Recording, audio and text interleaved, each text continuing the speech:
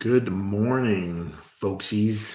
I wanted to get on today before the day gets away from me. It's been happening way too often where I am so busy with some of the stuff on the websites and some of the things I'm doing and improving and adding to the sites. But I wanted to go ahead and get on here and talk a little bit about something that I think might help you a little bit and some of the things that I see going on. And I titled this Going Deep in EMS. And what I'm trying to say is going deep and not wide, right?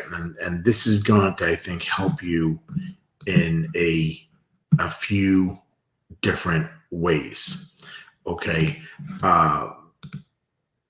Basically, I was watching this show on cable. It was called Your Honor. In the show, there is a phrase that they said go deep, not wide. And it kind of got me thinking how it applies to EMS. And if you do this in EMS, it might really benefit your efforts. Too often, I see people looking at too much, trying to get just one result.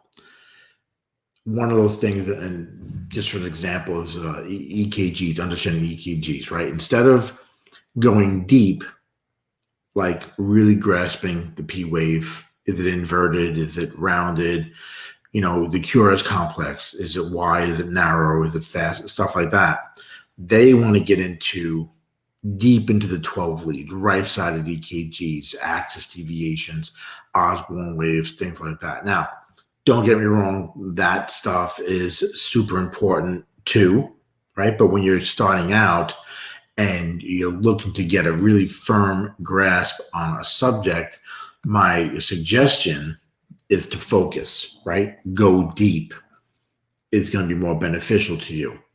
And this applies, of course, in study efforts, right? So if you're going wide and your entire textbook and you're trying to study that whole textbook every time, you're not focusing. You're not going deep, right? You're getting all over the place. You're not going deep into the areas where you might be weak in or where you need extra study time with. So if you go wide in your studies like that, you end up studying content that maybe you already have a good understanding of, right? You don't really need to go back and reread that.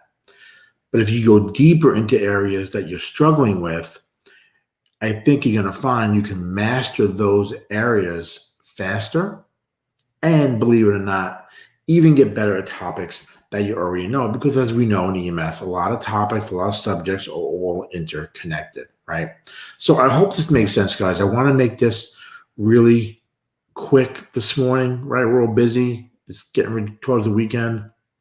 So do me a favor, this week coming up, take a rest over the weekend, right? But next week, man, go a little deep on something that's been nagging you in EMS, okay? A topic, a skill, even taking a study session, right? Take 20, 30 minutes this next week and really drill down into that subject, that skill, okay? And yeah, it may take longer than 30 minutes, all right? Let's face it. But try to stick with a nice, small, quick little 30 minutes to start. And I think you're going to find that whatever it is that you're starting to focus on and to go deep on is going to start to take hold and start to click for you and become part of your knowledge base. Now, of course, if you need help moving that knowledge needle guide, they always recommend go check out Turomedic and join me there. And I think you can go deep, wide, and all over the place there and really get mastery of knowledge and move that knowledge needle, get more confidence and pass exams. But this week coming up, do me a favor, take that 20 minutes, right? Take the weekend off, relax.